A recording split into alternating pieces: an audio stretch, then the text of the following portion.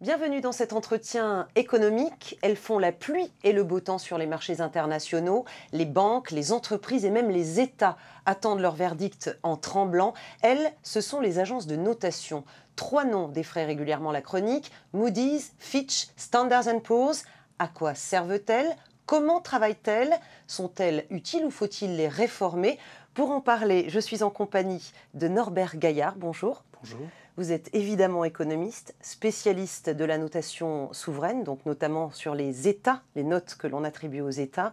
Vous êtes actuellement économiste à la Banque mondiale. Alors, ces agences de notation dont nous parlons aujourd'hui, elles semblent avoir acquis un pouvoir absolument énorme. Est-ce que aujourd'hui, elles ont trop de pouvoir? Alors, effectivement, elles ont énormément de pouvoir, en partie à cause d'ailleurs des régulateurs, ce que l'on rappelle, à mon avis, un peu pas suffisamment souvent, à savoir que depuis maintenant 80 ans, les notations, donc aussi bien d'entreprises que d'États, etc., sont intégrées dans les réglementations financières, aussi bien aux États-Unis qu'en Europe. Elles sont obligatoires en fait. Absolument. Ce qui signifie que les banques centrales, les banques, les investisseurs, même les compagnies d'assurance, sont contraintes finalement de tenir compte de ces notes pour établir leur choix d'achat, de vente de titres sur les marchés. Et puis ces agences de notation, elles ont donc vu leur pouvoir augmenter par le fait de la réglementation, aussi par l'évolution finalement du paysage économique. Il y a eu plus d'activités. Absolument, absolument, puisqu'on a vu que jusque dans les années 70, même début des années 80, le business de la notation était véritablement un business américain, à savoir qu'il était fait par des agences américaines qui étaient situées aux États-Unis, qui avaient très peu de bureaux en dehors des États-Unis et qui notaient des émetteurs essentiellement américains pour des investisseurs européens. Et à partir donc des années 80, on a eu un grand chamboulement qui s'est produit et qui a accompagné d'ailleurs les évolutions sur le marché des capitaux, à savoir qu'on a vu de plus en plus d'entreprises européennes et des pays émergents, pays latino-américains et asiatiques, aller sur les marchés. Et on a vu également de plus en plus d'États et de collectivités locales emprunter sur les marchés. Et tout émetteur de dette doit avoir son rating, sa note. Et donc cela fait exploser le business de la notation. À cela, il faut juste ajouter également, à partir des années 80 et surtout 90, les fameux produits structurés.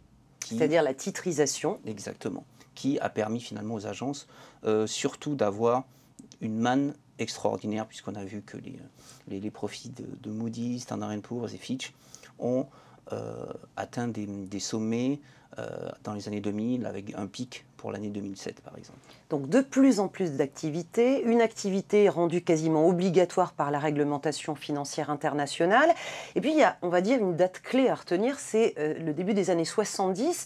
À ce moment-là, en fait, les agences de notation transforment leurs moyens de rémunération. Elles sont payées autrement. Absolument. Donc à partir du début des années 70, s'étend le principe de l'émetteur-payeur, à savoir que jusque-là, c'était avant tout les investisseurs qui payaient pour obtenir toutes les informations, donc obtenir les notes et toutes les informations, les données financières, économiques, etc., des émetteurs. À partir des années 70, donc, le système change et ce sont les émetteurs de dette, donc les États, les collectivités locales, les entreprises, les banques, les compagnies d'assurance qui paient pour avoir en retour un rating. Et on vit donc sur ce système depuis 40 ans. Donc ça crée ce qu'on appelle un conflit d'intérêts, c'est-à-dire que ça met en doute finalement la crédibilité de la note qui est émise, puisque celui qui paye est celui qui veut être noté. Absolument. C'est bien ça le problème. Alors ces agences, ça n'est pas forcément lié à ce que nous venons de dire, mais on a pu se rendre compte aussi, à la lumière de l'histoire récente, qu'elles se trompent souvent, dans le sens où en tout cas elles n'anticipent pas les crises, elles n'avertissent pas avant la crise asiatique ou avant la crise des subprimes que ça va se passer. Comment est-ce possible? Alors, il faut garder en tête que les agences essaient de noter en tout cas, à un horizon de 1 à 2 ans. Donc, horizon de court, plutôt moyen terme, court-moyen terme. Mais que, malgré tout, elles ont, de façon récurrente, depuis l'entre-deux-guerres, de vrais problèmes pour anticiper les crises. Et les crises de dette, que ce soit de dette des entreprises ou de dette des États. On l'a vu donc à la fin des années 20, on l'a vu également lorsqu'on a eu une crise au début des années 90 et puis plus récemment. Mais ça veut dire que leur méthode de travail n'est pas la bonne, elles ne prennent pas en compte les bons critères, c'est ça que ça veut dire? Je crois que cela veut dire qu'il y a avant tout de la part des agences peut-être une tendance à refléter un peu trop le marché et de ne pas voir suffisamment à moyen long terme. Je pense que le problème est là. Alors, il faut nuancer parce que si l'on regarde tous les indicateurs de marché, que ce soit les primes de risque ou les fameux CDS, les crédits de default swap.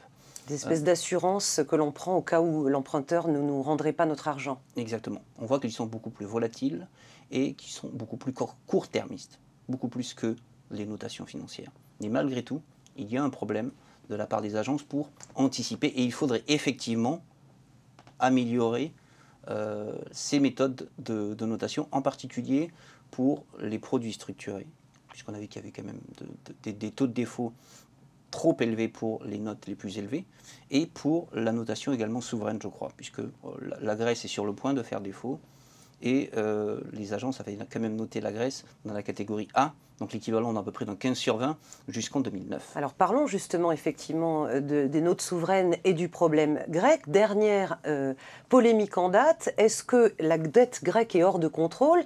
Un rapport parlementaire grec semble le dire, le gouvernement grec s'en défend en parlant de gaffe. Comment est-il possible qu'on en arrive aujourd'hui, après 2 plans d'aide européens déjà mis en œuvre, un à venir, à la Grèce, à de telles considérations? J'ai peur que malheureusement, les rumeurs qui circulent depuis donc quelques heures soient en partie fondées. Il faut quand même rappeler que la Grèce est entrée dans l'Union économique et monétaire, dans la zone euro, au début des années 2000. Quelques mois après son entrée, on a découvert que les comptes publics avaient été truqués. C'était en 2004. Suite à cela... Une banque américaine avait été d'ailleurs montrée du doigt. Exactement. Et suite à cela, Fitch puis Standard & Poor's ont dégradé d'un cran, donc d'un cran, la note grecque. C'est-à-dire pas assez? Pas assez, selon moi, absolument. En 2009, bis repetita. Là, ça déclenche la crise que l'on connaît. C'était en novembre 2009. C'est à partir de là qu'on a parlé d'un plan d'aide à la Grèce, parce que de toute évidence, la Grèce risquait de devenir insolvable. Et on a eu cette espèce de psychodrame durant 6 mois qui a finalement abouti au premier plan d'aide de mai 2010. Et si on avait dégradé beaucoup plus la Grèce à l'époque, est-ce que finalement elle n'aurait pas été obligée de sortir de l'euro? Est-ce que ça n'aurait pas été pire? À votre avis, ça aurait pu être... quelles conséquences ça aurait eu? Vous avez tout à fait raison. Je pense qu'il aurait fallu noter, je dirais, au moins 2 à 3 crans en dessous de ce qu'elle était, la Grèce, à ce moment-là. Donc, c'est-à-dire noter au moins dans la catégorie triple B. Donc, c'est-à-dire noter autour de 12 sur 20 au lieu de noter autour de 15 sur 20. Il aurait fallu avoir cette note-là au milieu à peu près des années 2000. Et ça aurait, je pense, un peu plus responsabilisé le gouvernement grec à ce moment-là. Est-ce que, à votre avis, une des solutions dans cette crise de la dette souveraine en Europe, ce serait peut-être la création d'une agence de notation européenne, d'élargir finalement ce club si petit de 3 grandes agences à une autre, et notamment une européenne? Alors, vous soulevez une bonne question qui est la question de la concurrence au sein de l'industrie de la notation. Alors, il faudrait effectivement plus de concurrence. Ceci dit, je ne crois pas que la mise en place d'une agence de notation publique de surcroît, européenne, soit finalement la solution idéale, pour plusieurs raisons. D'abord, elle aurait très clairement un problème de crédibilité et de réputation sur les marchés, puisqu'elle serait créée a priori ex nihilo, donc c'est quand même problématique. Second problème, elle n'aurait pas la confiance des investisseurs, en particulier des investisseurs américains, et plus généralement même anglo-saxons, qui considéraient que, du fait de son statut public, bon, elle est peut-être trop proche du pouvoir politique. Là encore, ce serait une espèce de, pas de délit d'initié, mais de conflit d'intérêts, dirais-je. Oui, absolument. Et finalement, pour moi, la solution idéale, il n'y en a pas vraiment. Il faut, d'une part, essayer de favoriser le développement d'autres agences et essayer de prendre en compte, par exemple, les ratings de certaines agences européennes ou américaines, en plus de ceux de Fitch, Moody's, Standard & Poor's. Et d'autre part, spécifiquement pour la notation souveraine, donc des États, il faudrait, je crois, attribuer un rôle nouveau à d'autres entités, d'autres institutions, par exemple la BCE, le FMI, ou un réseau de banques centrales. Pour diversifier les sources d'information, finalement. Exactement, exactement, de façon à ne pas être complètement dépendant de l'avis d'une agence où, par exemple, on a vu qu'il suffisait que Standard & Poor's dégrade la Grèce à la fin du mois d'avril 2010 pour qu'on ait un affolement général sur les marchés. Et ça suppose un changement de réglementation dans le domaine financier. Donc cela se produira peut-être, mais à ce moment-là, il faut que les politiques s'en emparent.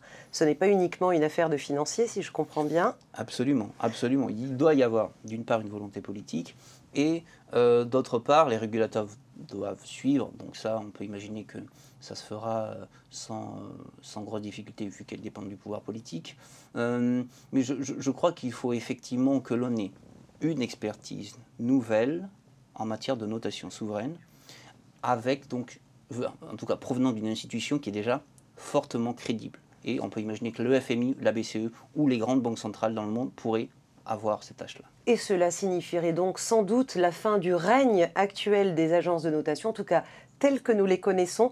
Merci beaucoup Norbert Gaillard. Je rappelle donc que vous êtes auteur d'un livre sur les agences de notation d'une clarté cristalline. Si vous voulez comprendre comment ça marche, je vous conseille de lire cet ouvrage et je vous souhaite une bonne suite de programme sur France 24.